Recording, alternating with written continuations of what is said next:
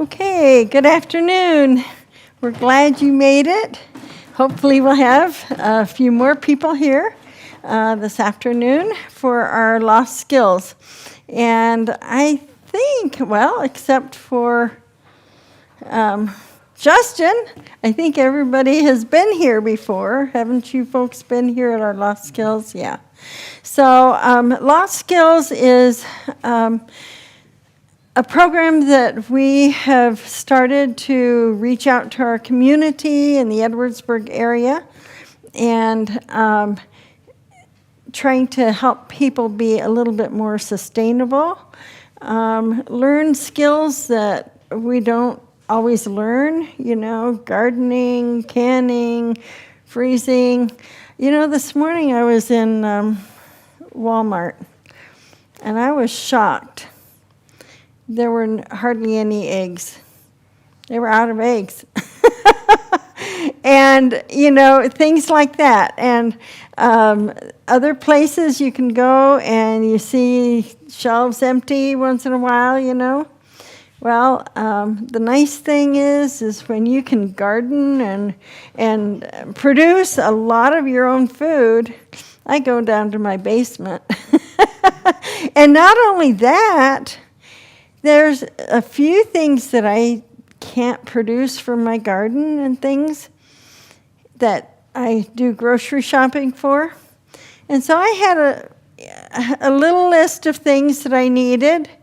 And, there was a fair amount of stuff, but my grocery cart wasn't at all full or anything like that, But it cost me $70, And I do not understand how people who can't garden, who don't garden, or put their own food up, how they can manage their grocery bill. And I suppose other people go, well, what do you do, But anyway, so we just like to share so that people can learn things that they can do to be a little more self-sustainable. And hey, didn't God create us to tend the garden, right? He told Adam and Eve to tend the garden. So that's what we want to help people learn how to do things like that if they have a chance to do it. So first, before we start this afternoon, I'm going to have a word of prayer. Dear Father in heaven, we thank you so much for your creation. We thank you for gardens. We thank you that we can grow our own food if we have the space available.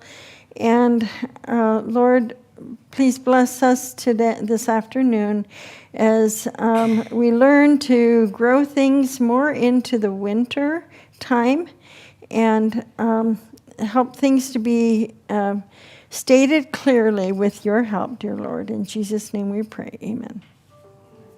Okay. So we're going to be talking about fall garden for winter greens. Now, I really haven't done a whole lot of fall gardening. I've done the concept, I think, is a little bit new to a lot of people, because you get done with the garden and a lot of people just are so tired of preserving and canning and everything that then they just want to put the garden to bed and wait till spring. But I have had a real desire to have more green things in the winter time. And as I said before, I'm trying to grow just as many of my own groceries as I can. And so I have been looking into this fall gardening for winter greens. How to extend your season. Usually, about middle of October, all of a sudden you're going like, oh, it's going to frost tomorrow night. What do I do?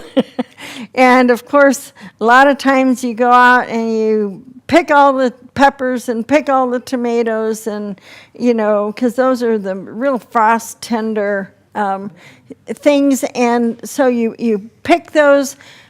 But if it catches you by surprise, then you can cover your tomatoes and your peppers for a night or so. If it's not going to get real cold, only about 30 degrees or something like that, usually some kind of a cover will help those survive.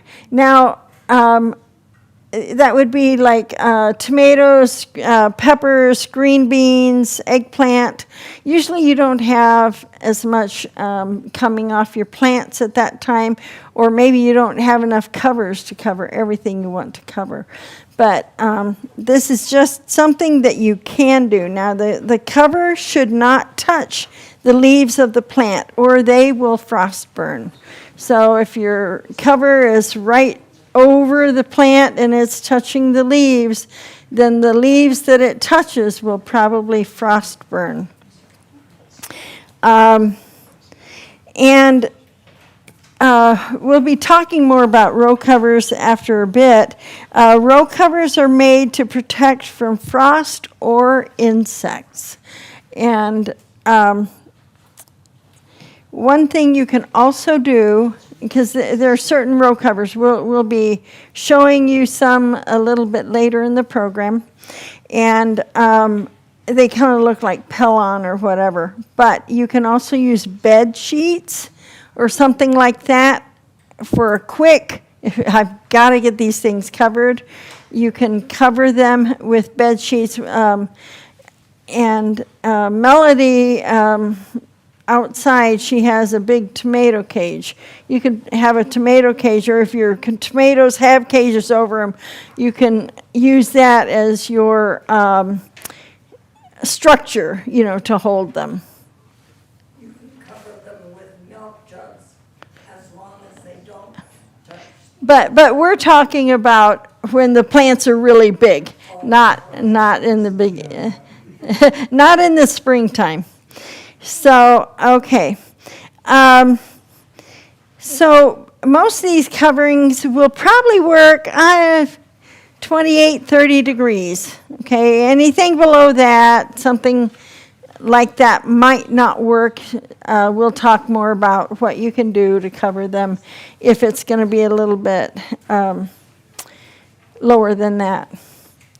Okay, so the fall and the spring are the cool seasons, and there are certain types of vegetables that grow better in the fall or the spring. Well, in the spring, a lot of these will grow, but then what happens at the end of spring, usually when these plants are about ready to harvest, or, they're fruiting or whatever, then those plants, this type of plants, it's getting too warm for them. Some of them will bolt, some of them will just flower and whatever.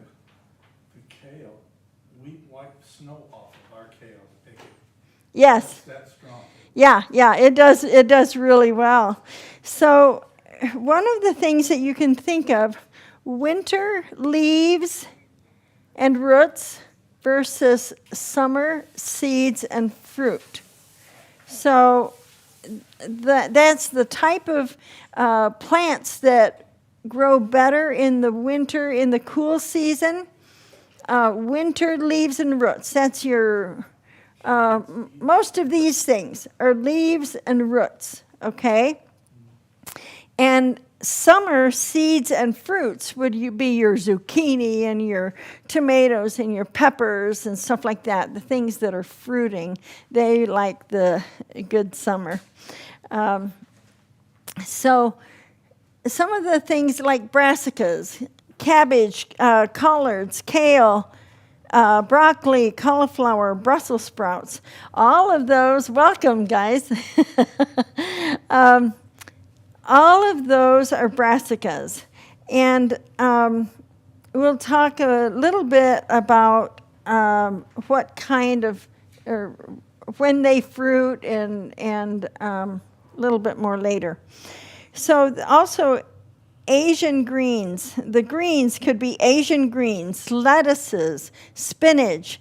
You know, spinach does really well in the spring, but it does just as good and almost better in the fall and winter. Yes? What do you mean by Asian greens? Do you mean bok choy? Bok choy and some of the others. I don't remember the names of some of them, but there's a ton of Asian greens, you know, that do better. Okay, but spinach does really well, and you'll see how you could have it well into at least December, spinach, but we'll talk about that in a bit. Also, root veggies, the carrots, the beets, turnips, rutabagas, those really like the fall a lot better than the spring even.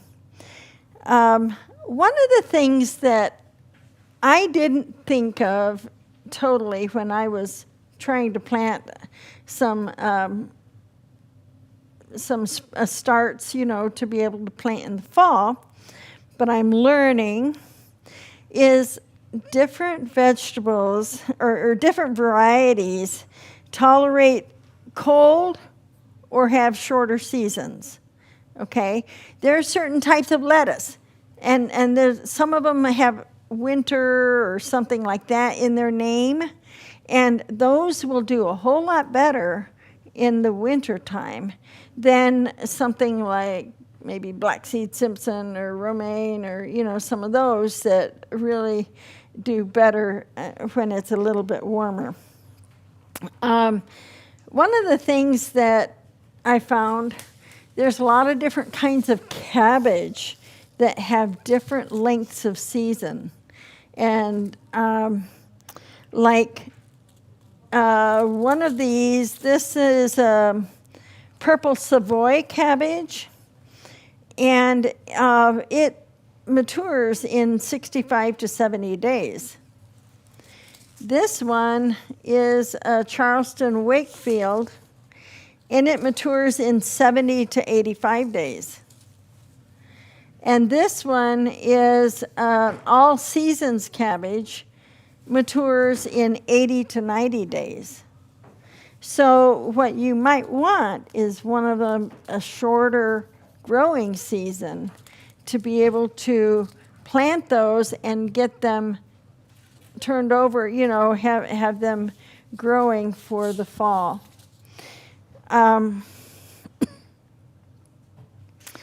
Okay, so what should you grow for the fall? Well, what will you eat in the wintertime? How many of you, you know, if you've put up a lot of your vegetables and stuff like that, then you're going like, I don't have any greens, you know. Maybe you have some cabbage that's in the refrigerator, you know, from your crop, but you just don't have the greens that you would like. How much do you plan on consuming? That's something to consider. And grow what will save you money at the grocery store. Okay, what can you grow that's going to save you some money? Some veggies store well in the ground if covered well with leaves or straw. So think of your root vegetables, your carrots, your turnips, rutabagas, and parsnips. When we were teenagers or college age, my dad loved to grow parsnips. And he would, you know, they are long, it takes a long time to grow parsnips. I don't know, they're about almost 110 days or something like that. Anyway, so he planted them, and then in the fall, he would cover them with leaves or straw or something else. And when it snowed, then sometimes you go out and you dig up push the snow off and dig up some parsnips. I had an uncle who grew a lot of carrots. And we were digging carrots. It's a family joke, and I won't tell you the whole thing. But we were digging carrots about Thanksgiving time. And, so a lot of these root vegetables will get sweeter after a frost, okay? Collard, What? collard green. Yeah, collard greens too.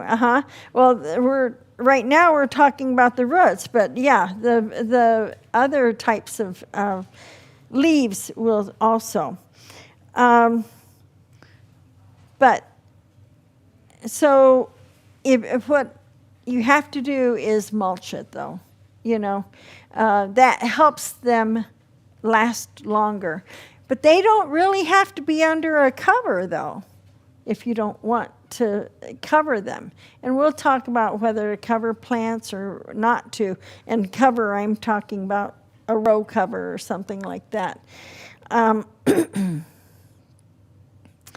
Now, some roots, they say to store in, you leave them outside until you need them. But then others, like carrots, they will take a good amount of cold, but then when it gets really, really cold, like in January, they might turn to mush, if you have if the ground is freezing. So most people, they'll pull their carrots, and a lot of people put them in sawdust or sand. And in a box, with sawdust or sand in between them, and then they'll put them in the refrigerator, and they'll last a long time. I've seen other people put them in the refrigerator with just in plastic bags, but then you have to be watching them and make sure that they're not going bad on you, and try to get them fixed. So,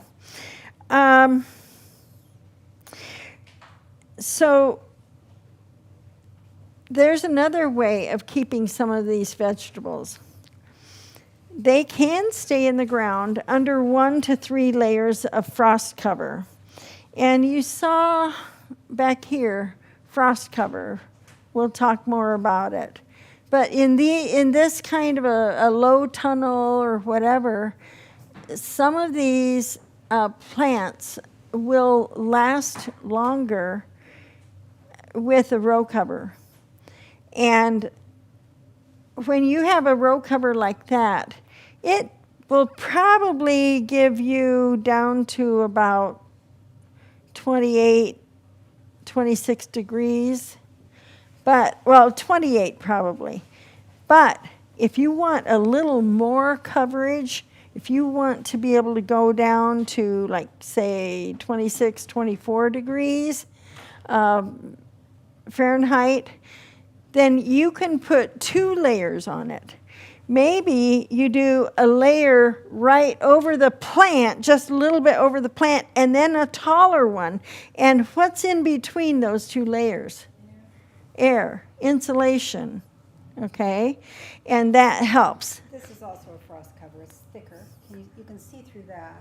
Yeah. You can't really see through the... Yeah, we have different ones. We'll go over them in just a bit. This is the thinner kind. Yeah. So. We'll go over in just a bit, too. Yeah.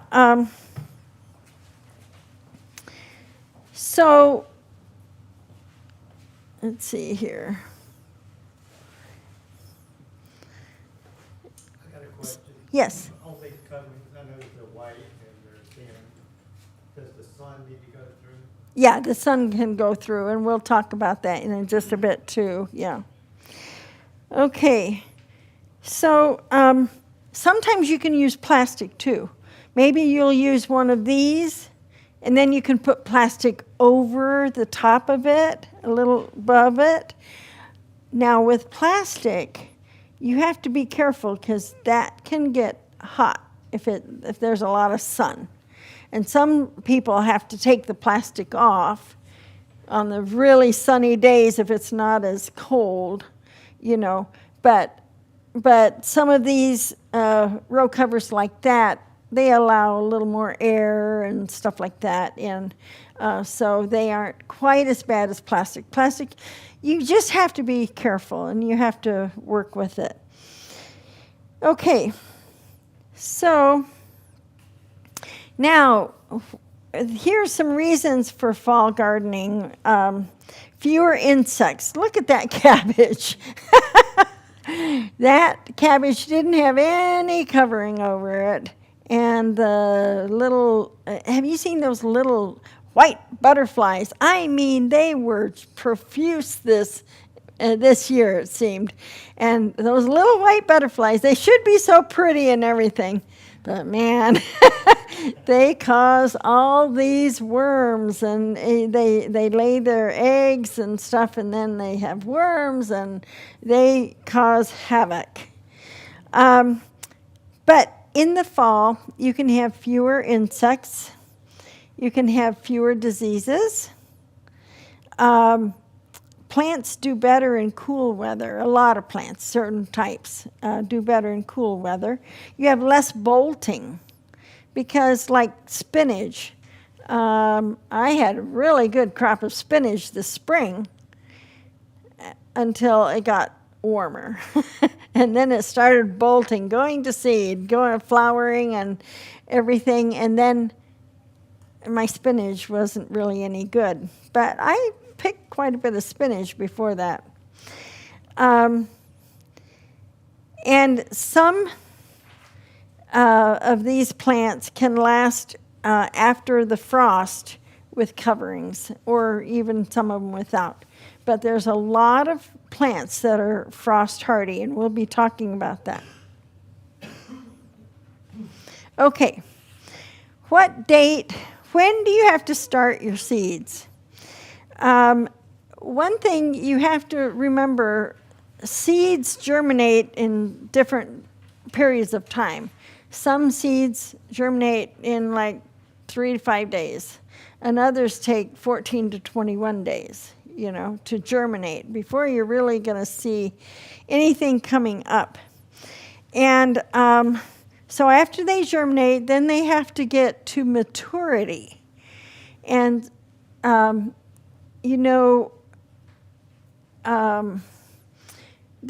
if you're trying to have a crop, like, say, green beans, you're trying to get one last crop of green beans in, then you have to take how many days of germination? I think green beans is 5 to 7 or something like that. And then add that to how many days of until their maturity, and that's about 60.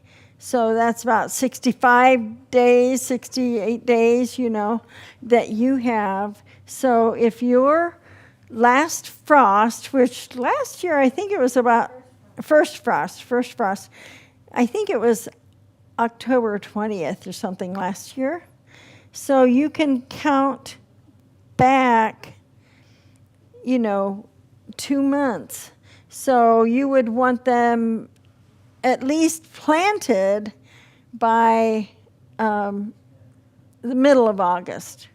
1st of August would be best, but then you would get a harvest of green beans before it frosted, because green beans, they're gone with a frost.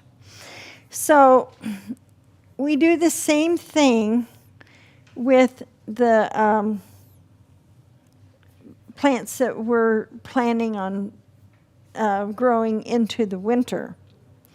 If you plan on keeping plants into the winter, they must come to maturation.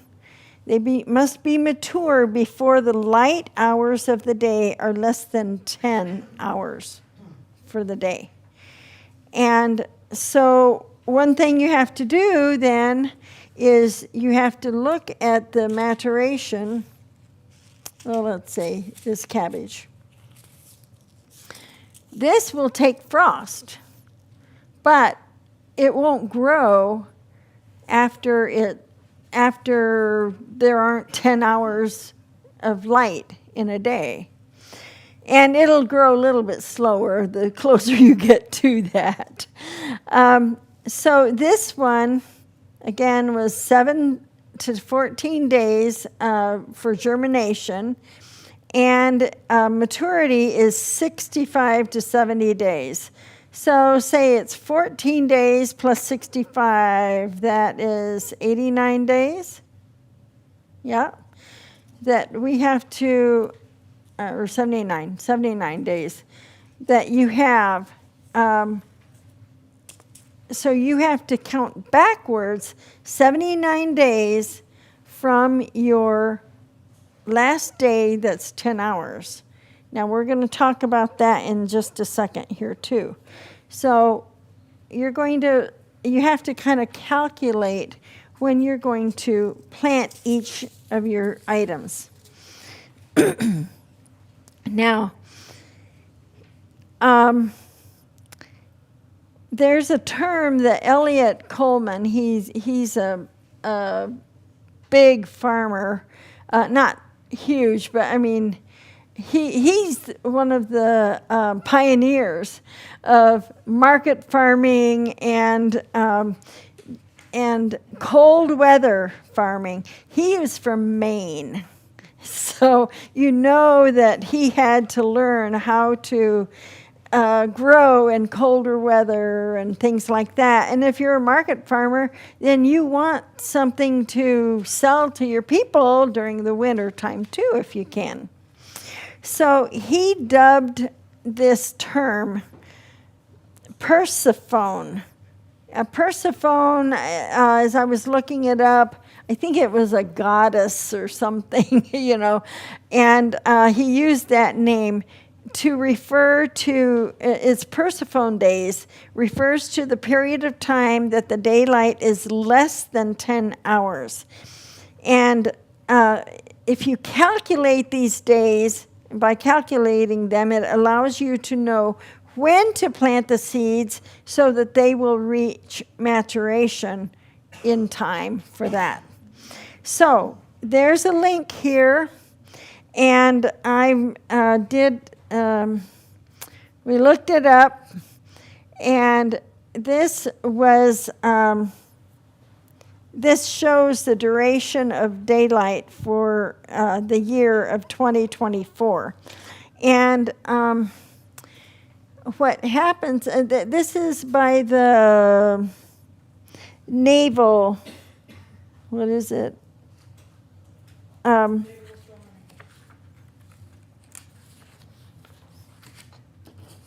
Yeah. Okay. It's the US Naval, it's data that they put together. So what happens is down here, this is November. And November 9th, we had 10 hours. We will have 10 hours. And then November 10th, we'll have less than 10 hours of daylight. Now, if you look, and I didn't do the one for 2025, but I did look it up, and it was basically the same. The first day of February was the first day that you're back to 10 hours of daylight.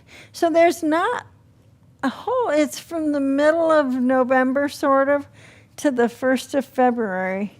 So that's 2.5 months almost, a little over 2.5 months, that you don't have 10 hours of daylight.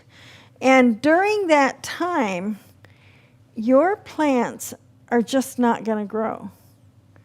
But say I planted spinach and I have it covered and it is mature before November 10th. It has big leaves, that whole row, and what you're going to want to do, you're going to want to plant a lot of spinach because it's not going to grow during that time. But it's in a refrigerator. It's outside, it's undercover, it likes the cold. No, and it can take some frost, but you have it covered so it gives a little bit more protection. it still is getting light. Now, some of these covers are still giving 80% light. And some of them, even the thicker ones, are down to 70%. So they're still getting light. They also let moisture go through. If it's raining or anything like that, they do let moisture go through. So I could plant spinach and have spinach into December, you know. As long as you get it in early enough and then keep it covered during those times, it'll just last longer. Okay. Other factors that you want to consider is air and soil temperature. You know, you have to consider if the soil temperature is really dipping down because you had a really, if the soil is freezing, then that is probably going to do some of these things in. You want to, but we haven't, at least where I live, we have not had the ground freeze that much in the last few years. No. So you could still have things in the ground. The temperature determines when to plant. Things like carrots. I just planted some carrots not long ago. I'm hoping I planted them in time. I think I was a little bit late, but we'll see how they do.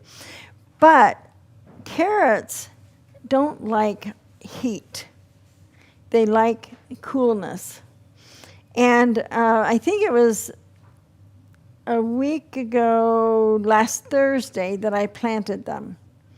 Or Wednesday or Thursday. And I know that carrots like, they like darkness, they like coolness, and they like dampness.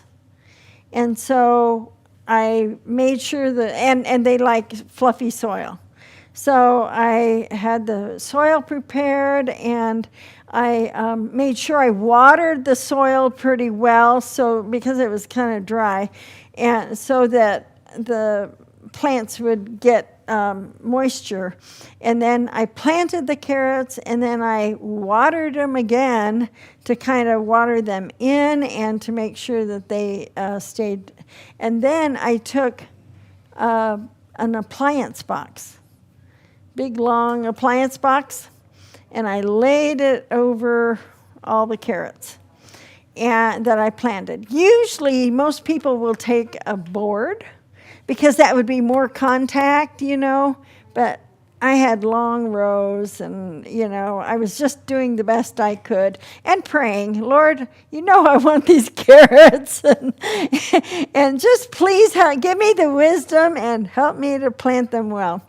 And so with that appliance box, then I watered that down really well too, you know, to get it to have more contact.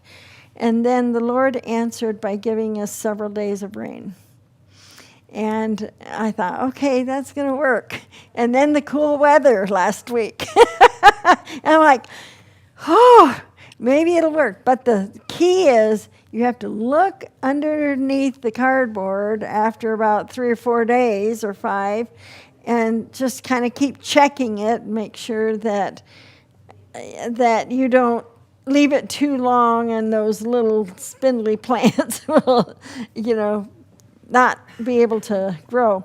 So a week ago tomorrow, I realized, there's not everywhere, but little shoots of carrot here and there.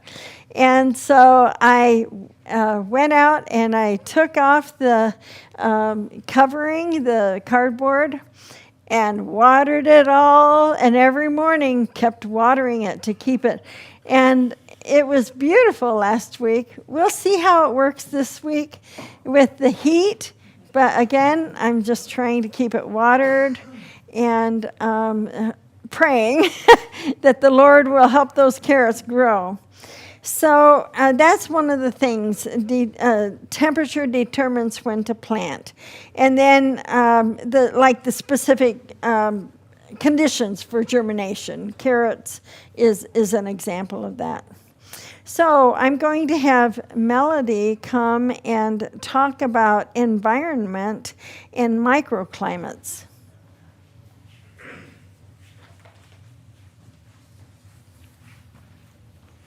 Many of you probably are familiar with the idea of microclimates you might not know you're aware of them, but you might. When you plant, there's certain places that plants do better than others, and if you have a place to plant on your property, you've probably noticed, wow, that tree didn't like that corner of the house, or whoa, that one's really thriving really well. And if you take time to observe and figure out why, it will help you with other plantings. And one example is I used to plant between, and I still do, I planted a small orchard with dwarf trees, and I gave them 20 feet apart, because somebody had said you always wish you had more feet apart, so I gave them a lot of distance. And I'm glad I did now, because they actually are turning into more than dwarf trees. Because I wood chip pretty heavily, and I think they really liked that soil, they could move. So anyway, I noticed as those trees were growing that some areas were getting more shaded, and I noticed that my cucumbers actually liked the afternoon shade. They say cucumbers like a lot of sun, but for me, they actually liked the afternoon shade. And so there's certain areas where there's more shade near one of those trees, and I will put my cucumbers in that area. And they seem to do better, because it's almost like especially later in the season, when it gets drier, and maybe there's not as much rain, and the sun's more baking hot, it seems like they do better that way for me. And then also, of course, lettuces. I would grow my lettuces where there's a lot of shade in between. So there'd be a whole area where I used to grow tomatoes, and now I grow lettuce, because that's where that tree shades it fairly well. And those last longer, and they don't bolt as fast. So if we go down our list, so be thinking about what you're planting, and if you can, because I might ask you if you have any examples or any things that you've spotted beyond what we talk about on this list, because there's an awful lot more there's a lot more than what's on this list. It's about as much as your creativity can be and your observational skills. So windbreaks can be really important. There's a lot of plants that can tolerate the cold, but it's the wind that gets them. One of those can be kale. Couple things with kale. It's pretty hardy. It can handle a lot of temperature, but it doesn't really like real cold wind. And if you get snow on it, sometimes it can singe the tips. So Elliot Coleman had found that if you just put a covering over it, it doesn't have to be a warm greenhouse or anything. It's just some kind of a covering that keeps the snow off and keeps the wind to a minimum, because sometimes that west wind, depending upon which way yours is coming from, can be pretty cold. So some of those plants do really well if you can find a windbreak. And an example I can think of right now, has anybody ever grown figs? Has anybody? Yes. Do you like figs? Yeah, it's really hard. That's one plant that you really can't get in the grocery store very well unless it's dried, right? But a fresh fig is actually very delicious. So if you want to get it, you almost have to grow it. But in Michigan, a lot of figs don't grow. Most varieties of figs don't grow in the cold. But there is a variety that tolerates it, and I've played with it. Has anybody else here played with the Chicago fig? Okay. And I've heard, and mine did grow successfully, and I did get some harvests. It a lot of times depended upon how mild my winter was for me. But I've heard some people doing it successfully using windbreaks and heat sinks. So for an example, they said that if they put it up, now you don't want to get a fig plant too close to your building because those roots can be pretty aggressive. But if you can put it in a place where there's like a U windbreak, so you've got your plant here and you've got something like this, or maybe even like that, and it's facing the sun, and maybe it's got some kind of bricking here where the heat hits it, and if it's near a building that already is a warm building, Anyway, that kind of scenario, I've heard that works quite successfully for some people in Michigan. Anybody else have any pointers on the fig that you've heard anything? I see some nodding heads about trying it. I saw, I don't know if I think they established this variety. So that the camera will pick it up. Okay. I saw someone take a fig that was more used for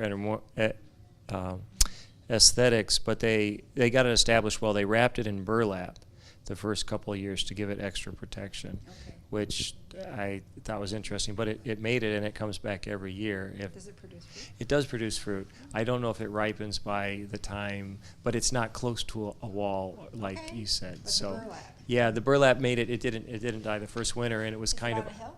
no. It's a little bit isolated, almost on a yeah. Well, it's a little protected, but not as protected. But that burlap allowed it to get established, and it has vigorous leaf growth, and it does produce fruit. So a little more care it might.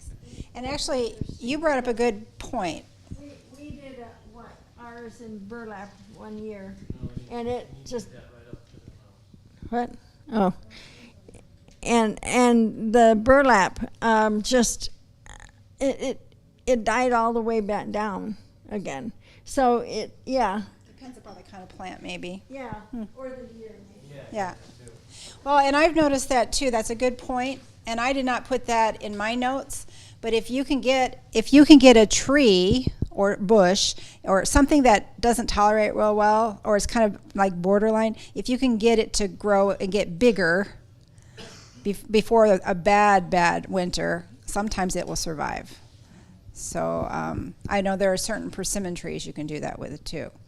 So I mean, we've got our basic, American persimmon tree, which can tolerate quite well, but there's some borderline ones that if you can get it established, it often will do pretty decently. So, okay, so we've got the windbreaks and heated structures, and heated structures can be different than what you think. Of course, there's the ones where you've got buildings that you keep yourself warm in. There's the ones that maybe you've got animals in. Animals, that's body mass, heat. They make manure, which creates heat. There are people that have gotten really creative with manure or compost, and you know how that generates heat as it breaks down. So I've heard of some very successful, back in the 1800s, French farmers who would have lettuce crops in the winter, and they use the fertilizer from the horses. So, I mean, you can have that around it, you can have it under it. So those are creative ways. One idea I thought I have never tried, and there's probably somebody out there on YouTube if you check it, but sometimes you can put like chickens in a greenhouse. And I've heard people doing that successfully. You can put like wood chips down or whatever you want, and I think you could do it probably one side. You'd have to screen it off well, and then they would be composting and using that in their heat, and you probably could grow on the other side, and and then you could just throw the scraps over into where the chickens are. So I think that could be useful. That's another idea. Let's see here, and then of course color. What's going to draw heat? Right. So if you want more heat to an area, you could put landscape cloth down near it. You could put some kind of bricking nearby, or some kind of concrete or something that would absorb and act as a heat sink. So whatever structures you can think of. This is a little more live. Okay, can you hear me okay? Okay, so you can get really strategic. If you've got a brick wall, or if there are we don't do this in the United States as much, but you see a lot of stone fences in Europe, and you could still do them in the United States in places you've got them. And then you could put a plant somewhere near that, in a U, or and some people like to do their grapes near stuff like that, and it does better in the winter. And if you had something dark, it can draw more heat too. And of course, there are some crops that you don't want to draw heat to, right? So like probably your lettuces and things, you don't really want a lot of heat. You're going to probably want something cooler, or at least shaded or partially shaded. And let's see, you can use for shading. What are some other things you can use for shading? You've got trees that are going to be there. So you use natural things that are already there. You can create your own shade. What are some ideas that you have for creating your own shade, if you need it? In plantings in a garden. Interplanting. So you've got some bigger plants, so they can get in the way. But if you have a plant that needs a little bit of shade, you could put it behind it slightly, or in the interspaces between it. You can be strategic about when you're growing something, like you might want to grow something early. For example, I grew my tomato plants, but I grew lettuces around them, which helps cover the ground around that and helps mulch in a way.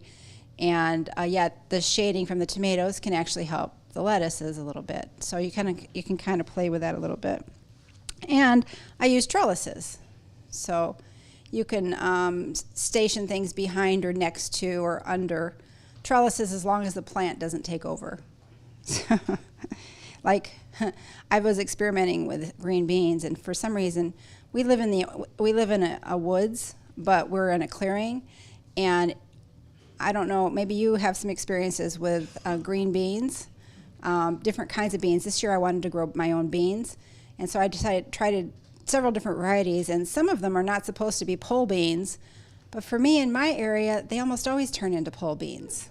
It's like they want to trellis, and I don't know if it's because they're not getting as much sunlight as they want for the day, but it's going to be something I'm going to look into. One of those things, again, with observing your area and figuring out what's going on and why. So instead of growing them, like this year I grew them down below some of my other tomato plants, and they kind of took over the tomato plants because they went up the trellises. But there's a beautiful load of beans on those. So I'll put them on their own trellises next year. And then there's some really interesting techniques that people have come up with, and I wished I had had time to pull pictures. Maybe you've heard of some of these, but there are places where it's super cold or super hot, and there can be trenches that they've dug in the ground. And sometimes it's pretty low, pretty deep. And so, like, can you think of why a trench in a cold place could possibly be useful? Like you would dig it almost like a basement. It could be smaller, and you would put a plant down there. You'd put nice soil, because down that low you're not going to have quality soil. But what do you know about the ground? Stays the same temperature. Right, for the most part. So regardless of what's going on up here, the ground's going to be a fairly decent, steady, non-extreme temperature usually in most areas, as long as it's covered, right?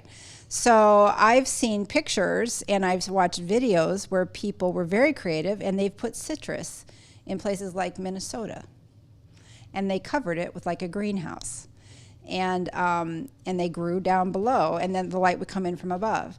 And I've seen places where, like in the desert, they would have a house somewhat into the ground, so it would be cooler. And they would have a light, and they would even have an opening so rain could get down. So you can imagine in the desert, lower areas are going to attract water too. So it was kind of an elegant, simple solution. Yeah, so it's kind of clever. And sometimes too with the desert, how do they control for heat? Using trellises and plants that crawl on those trellises, like grapes or other kinds of vines that produce food, and it creates shade for other plants or for people.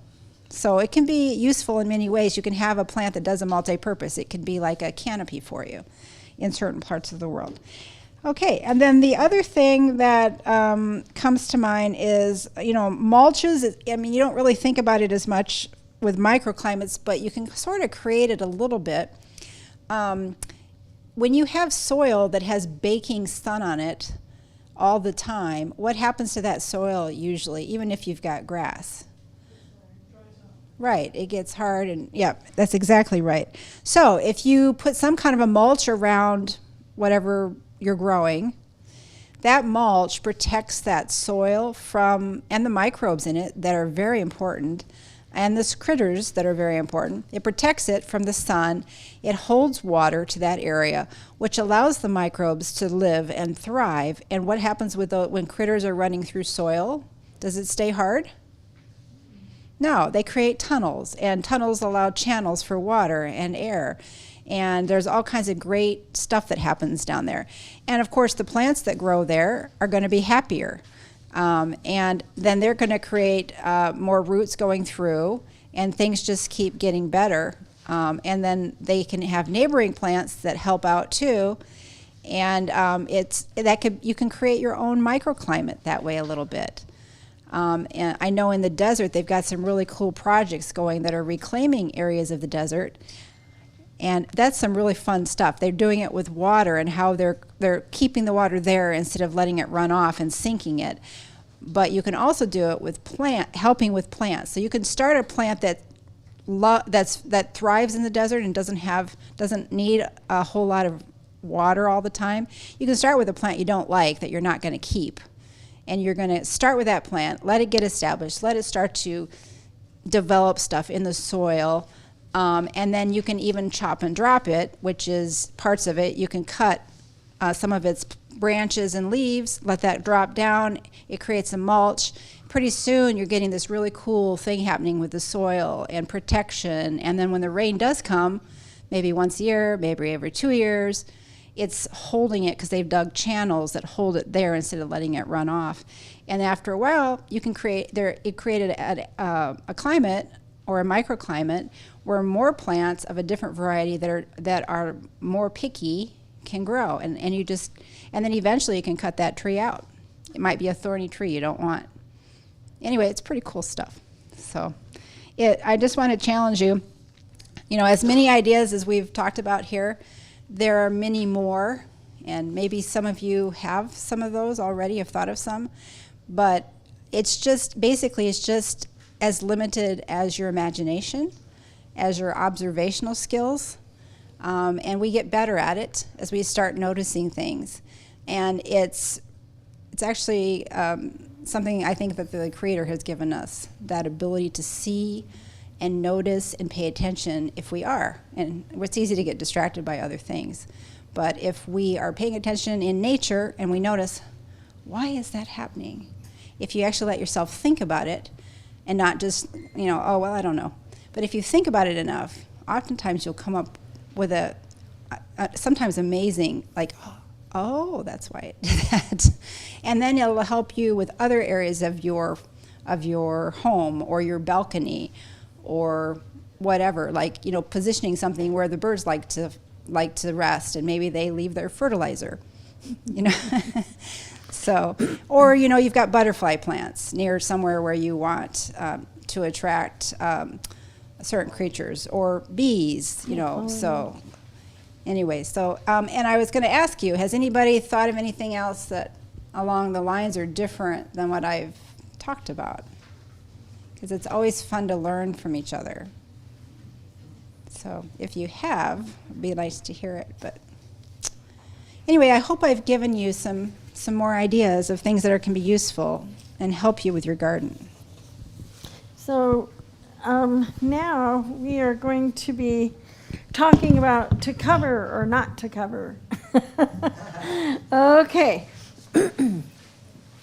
Light frost tolerant plants can tolerate from 28 to 32 degrees weather. And you can see the beets, the carrots, radishes, lettuce, spinach, Swiss chard, onions, garlic. Garlic you usually plant in the fall anyway. You need to plant I think late October, early November for the garlic to be planted. Parsley, cilantro. Did you know cilantro likes cold weather better than hot weather? So we usually think of cilantro as a Mexican thing, we think it's hot and whatever. But you know what? It likes the fall weather. In the summertime, it bolts like crazy, and you don't have anything. So fall, and spring. And a trick on cilantro, just find a place you want to just leave it. And when it goes up to, when it bolts and flowers and seeds, shake it. And you'll have it the next season right there. Okay. And rhubarb is also a really cool weather one. Peas also will take frost. And peas, you can grow them in the fall as well as the springtime. Frost hardy. This is plants that really can take a heavier frost, and it's 24 to 28 degrees, and you can see a lot of the cabbages, kale, kohlrabi. You know, in the very midst of winter, my kale does, it gets kind of blackish looking, but then in the spring, it starts putting up little shoots from the lower parts of the kale. And but it'll go through some good frosts, though. Kohlrabi, mustard greens, as Susie said, mustard greens get, what? Collards, yes, and mustard. They get sweeter. They really like that good frost. And then broccoli and cauliflower can go down to about 26 degrees. Now, this is one thing. Remember what we said? They have to be mature by this time because your days are going to be less than 10 hours a day of light. And so your broccoli and all of those things, they need to have mature heads. Then remember, they're in the refrigerator, especially if you have them covered with a row cover. You know, they're going to stay there. They're not going to bolt. They're not going to flower and like they would in the summertime. But they will stay there, and you can go out and, you know, pick some now and pick some later. But there comes a time when the weather is too much for them. So you know, you can let it go. You can probably have them through Thanksgiving or something like that. But then you're going to have to start thinking, do I want to harvest the rest of them, you know, for before it gets way too cold. Turnips, rutabagas, parsnips, all those we talked about how, well, not only do they get sweeter, but they also can tolerate quite a bit of freezing. And if you mulch them well, then you can take them through quite a bit of the winter. Okay, so Melody, I'm going to have you come up a little bit. We're going to talk about some of the row covers. Most crops can benefit from row covers, and the row covers will increase the temperature and the humidity. So this is this the 19 one? There's one I've been looking up, like This might be thinner. Agribon 19. That is a pretty good one. Now, these are not woven material. It's more like an interfacing, like a Pellon and stuff, you know. It's kind of just spun. And it allows the rain to get through, and the sun. And so it really will provide your plants what they need in the wintertime. Did you have something? Yeah, I was just going to add to your last slide about the broccoli. I've actually gotten purple sprouting broccoli to overwinter and get a pretty good crop under the light. Oh, that's really good to know. Purple sprouting broccoli, he got that to overwinter under some of this. It's about that.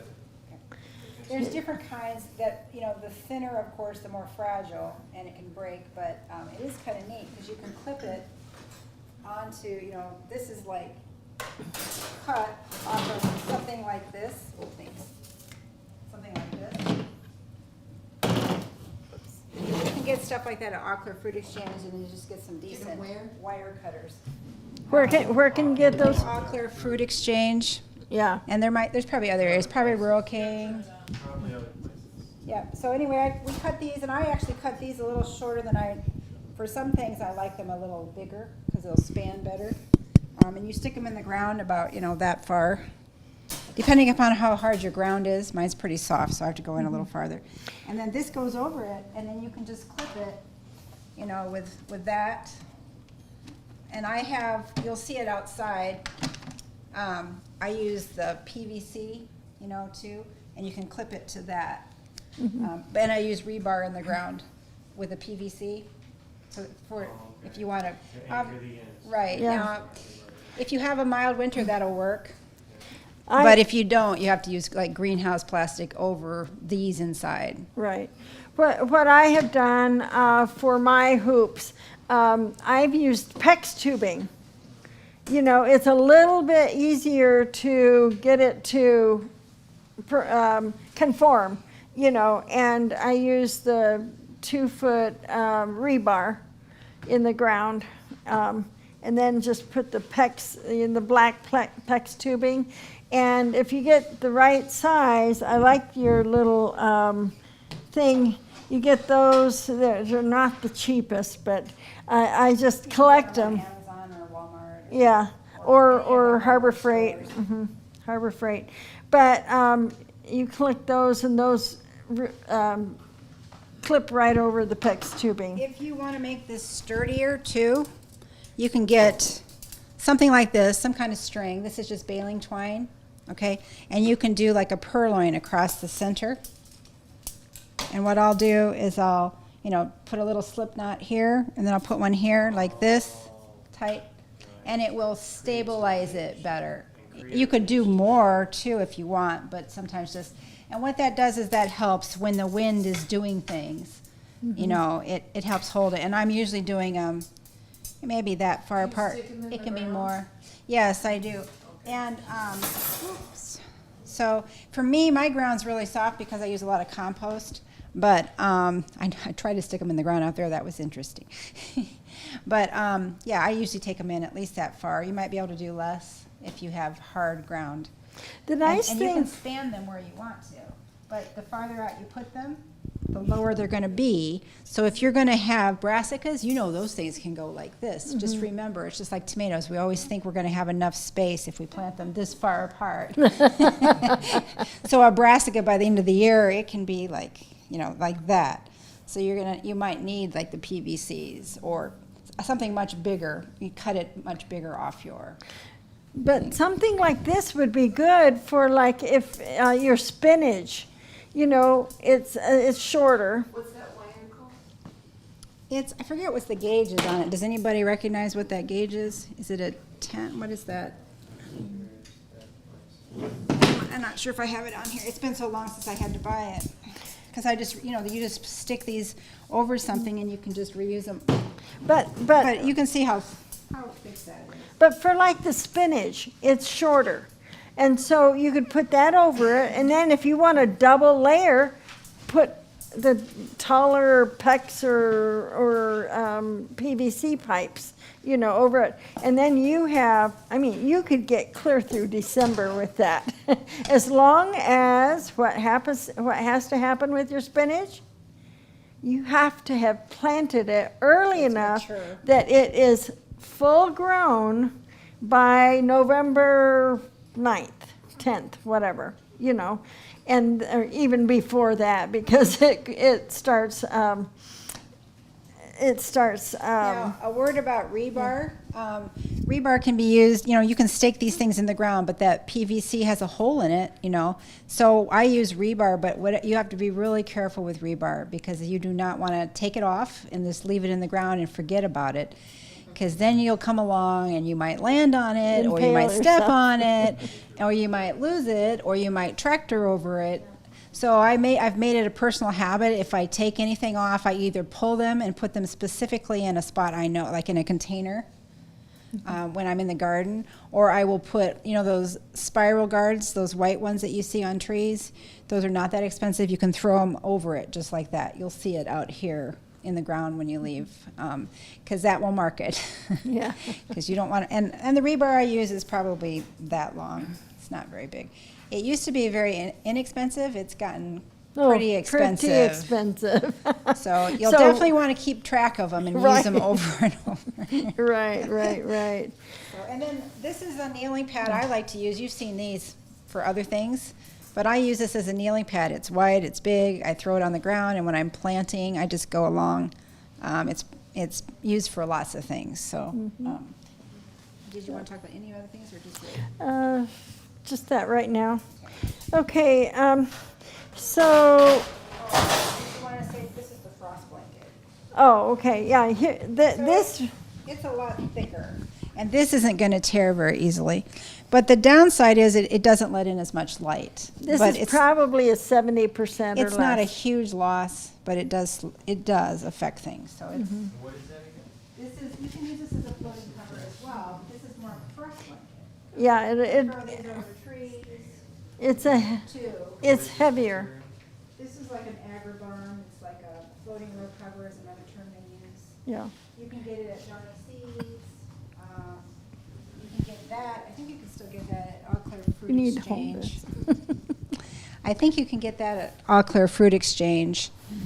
I know I've gotten this on Amazon too. There's some other places, but Johnny Seeds is another place. Farmer's Friend. Farmer's They're very Friend, good. They've got a lot of good or supplies. Grower Solution. Or Grower's Solution. Yeah, different ones like that, so you can find things like that. Some, what? Any of the big box stores carry it? They carry it, but it's hardly worth getting because it's so thin. It's gonna rip. You're welcome to come when we're done. You're welcome to come and look at any of this.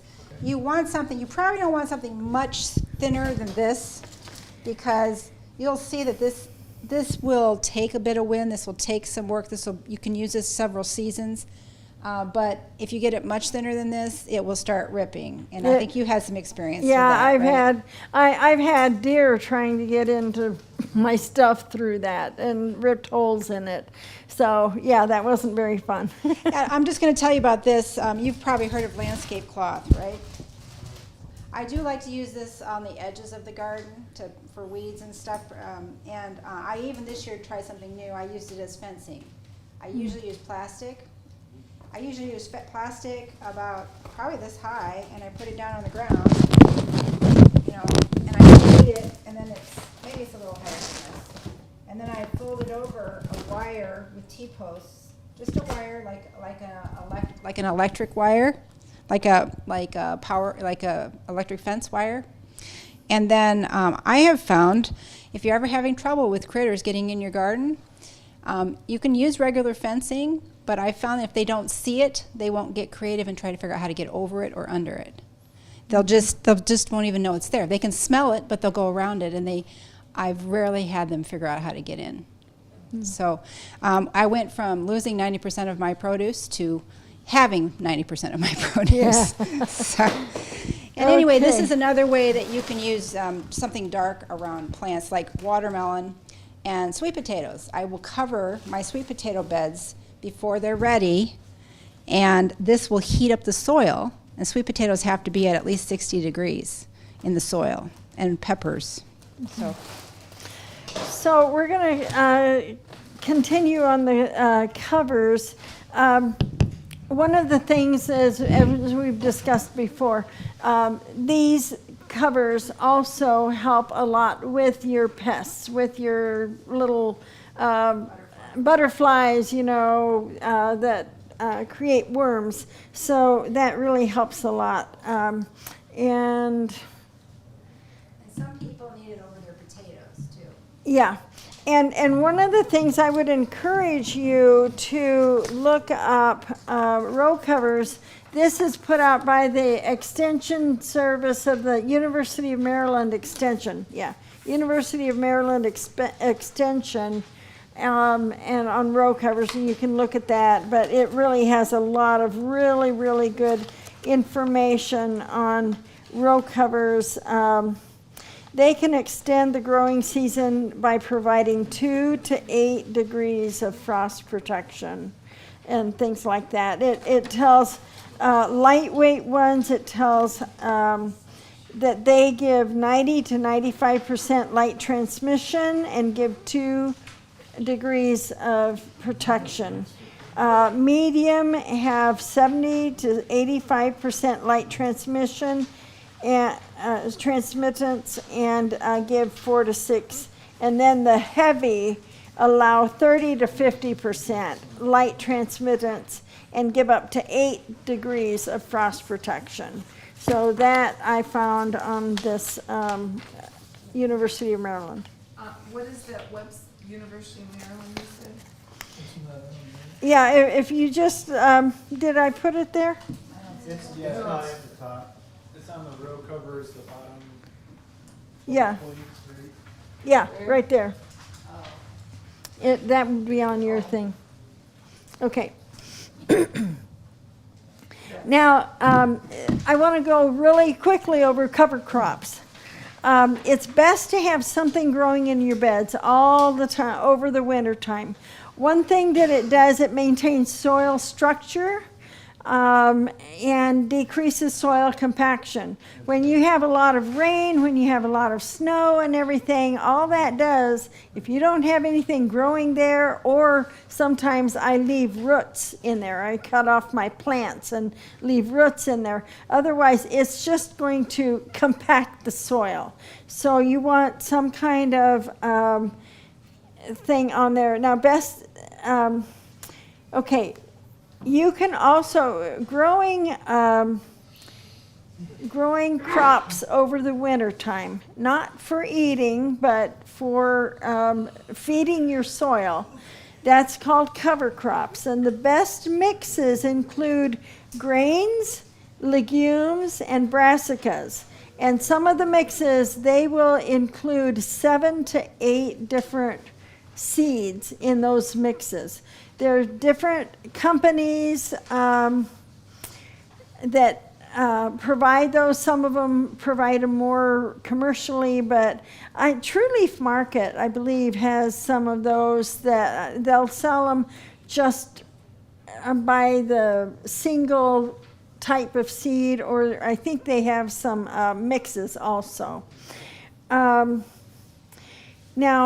if you plant early enough, you want to plant these cover crops early enough to give some growth before the first frost. And some of them, will grow up and you'll have to crimp them before. It depends on when you plant. If you have a bed that you plant pretty early, then you're going to want to, one of the biggest things, you have to cut it or crimp it or something before it goes to seed. Otherwise, you've just created weeds. Okay, so, or mow it or whatever. But there are some of them that will grow during the winter time. And so early spring is when you're going to be wanting to cut those down. I'm not going into a lot of stuff on this. One of the things, there's an alternate method here, Melody brought up, of covering an area of grass with weeds. And this is kind of how you would start a new bed. You would cover an area of grass with weed cloth or cardboard or newspaper. And a lot of us have started, a bed that way. Cover it over the winter time. Let everything die back, and then it'll smother it, and it'll feed the microbes over the winter, creating a new bed for the spring. And then you can also spread some garden and kitchen scraps or grass clippings with, make sure that you don't have chemicals on those grass clippings. Put those over an existing garden bed, and then you could cover it. Cover it also probably with cardboard or one of these things. Landscape cloth or whatever you've got that is. Yeah, yeah. Some people use. And then during the winter time, all your microbes are going to come up. They're going to be eating on that stuff, and then that will fertilize it too. I mean, especially earthworms. You know, you're getting your worm castings that way. So I'm trying to hurry through this. Now, you can see this picture I took underneath my row cover when I was growing cabbages, and it really does help. That does help keep the insects off. Okay, so one thing I want to encourage you, start small. Give yourself time to plan. If you have not done much winter gardening or fall gardening, give yourself some time to plan. Maybe this is an introduction to you, and then you have something to think about, and then next year you could do it or whatever. You know, you have to have a vision, and then choose what you will save and what will save you money in the winter time. Also, experiment with row covers. If you haven't used row covers, experiment with them. You know, even in the summertime, I have had a row cover up most of the summer for my brassicas, you know, to keep the cabbage worms off. So, and then start with 1 to 3 crops to grow into the winter. This year, next year, whatever you're going to do. I'm trying to do my carrots and the beets, and then I have brassicas and some brassicas too. What I want to tell you, well, what I didn't get a chance to say was like the beets. We were talking about how germination, how long it takes for them to germinate. It's usually 14 to 21 days. And it takes about 50 to 60 days to mature. So you could get some of these in if you do them right away. You could probably get some of these in. Yes? If you have 14 to 21 days on some things, putting them on a heat pad, 80 degrees, will make it about 4 or 5 days. Right. A heat pad would help them germinate faster. Or sometimes if you soak some of these in warm water, it'll get them going a little bit, and then you can get them out faster. And there's different tricks you can do to get them to germinate faster. In other words, you're talking about starting them inside so that it'll be faster. Yeah, I have never planted beets inside. Yeah. But what? Carrots don't work. Right. And so beets could be planted inside to get a little head start, but you know, just trying to get them in. This excellent warm weather beets like warm, I think, for germination. So anyway, one thing I want to, I'd like to invite anybody who wants some plants. I started a whole bunch of brassicas, okay? If you would like some plants to take home to put in, it's hard to find them in your nurseries and stuff like that, so I started them. They're not the best. I mean, they're going to do fine. They were pretty root bound and everything. They'll probably be really happy getting into some good soil. And I think that you should have pretty good luck with them. The only thing is, on the broccolis, I'm not sure. Hopefully you'll get a yield on them. The problem is I probably didn't have the shortest length of growing season, for to length of to maturation. But feel free to take a few of those if you'd like. And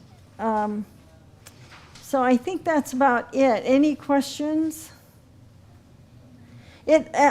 I really appreciate your, even if you didn't talk, your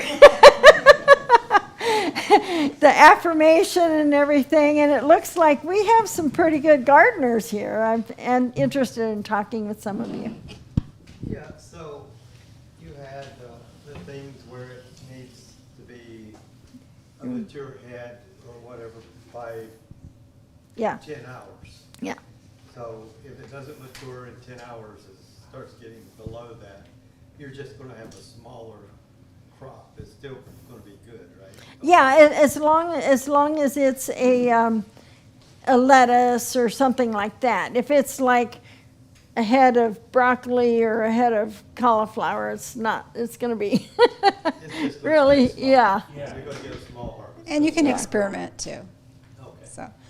Yes. Are a lot of your beds are growing in predetermined beds or an open field, an open piece of ground? If you want to do row cropping or whatever. I usually have predetermined somewhat. I mean, In other words, there's walking paths between them. I have that. But right now, all my garden is one big square that I rototill and I plant wide beds Uh-huh. and so much space between them, but there's not boundaries between them except where I walk all the time. Right, right. Is there an advantage? I think that some things grow better in boxes or predetermined.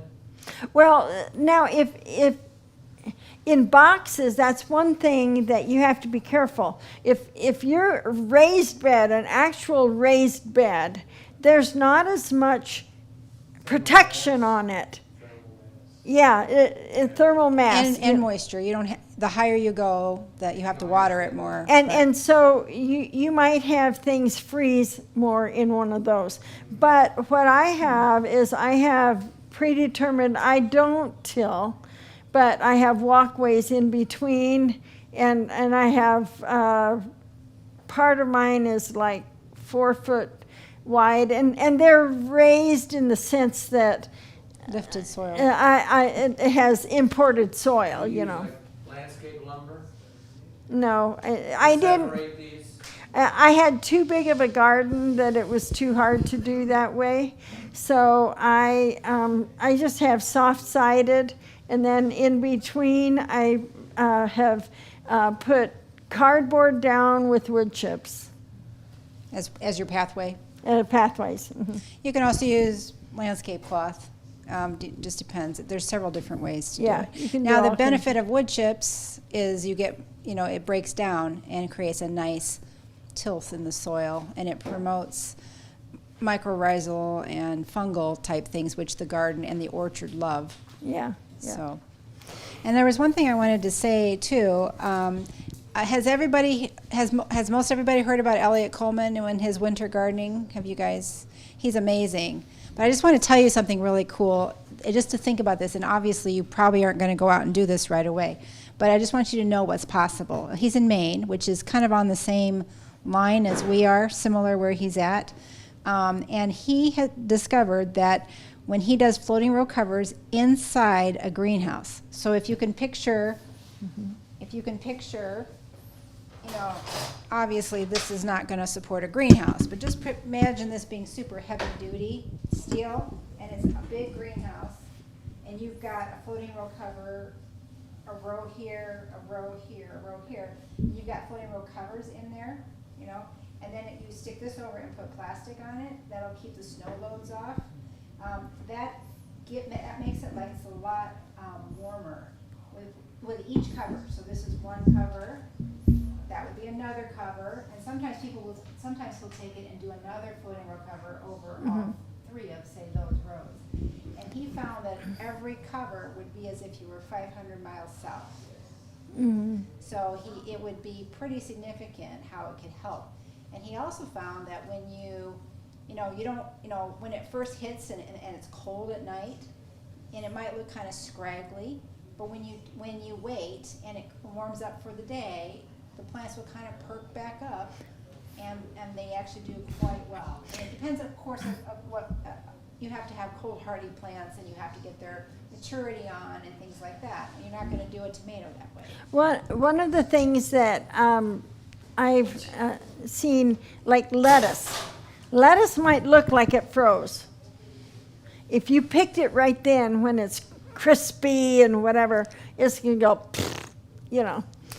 But if you let it go, and later on in the day when it's warmed up, you go back, you could pick that lettuce and it'd be really great. You know, It's pretty cool. So, yeah, very beautiful. So, Would your inside cover be the, It would be floating row cover. It might be a slightly, it could be this, it could be slightly thicker. And this might be like the outer cover. And then over all of that, you'd have genuine greenhouse plastic. It has to be heavy duty, like more than at least 6 mil plastic. yeah, but that's what I was talking about earlier. 1 to 3 covers. But you don't have Yeah. to have a big greenhouse to do it. They're finding that these low Yeah. tunnels work Yeah. really well. I saw a YouTube video of that. There's a man that went out in the middle of the winter, I don't know if it was February, January, 12 inches of snow, and he had a double layer. He had like on PVC. Yeah. And they weren't real tall, they're maybe 2 or 3 tall, and the PVC was over, of course, there's a layer of plastic and then a row cover underneath, so it was the 2 layers. And he had full kale heads, and he would pick to Did the PVC snap? No, I mean, he did It probably flexed. yeah, a little bit, but he's been doing it for a while. Yeah. The beauty of that is you can do it inexpensively and you can experiment. Like you wouldn't have to have it very long. Yeah. And I'll tell you, when you walk into a greenhouse in winter, and I did this one year, and you smell the soil in the middle of a bitter cold winter, it's amazing. And then Yeah. you see beautiful green things. It's Yeah. just, Okay, we're going to stop right now. We'll be happy to talk with you afterwards. And what we're going to be doing, this is our annual corn roast time, but because of the heat outside, we're going to be bringing it in. So please feel free to talk to us, but realize there are people who are going to be setting up tables. So and don't worry, don't let that scare you off. But yes, you can join us for it. So let's have a word of prayer again. Dear Father in heaven,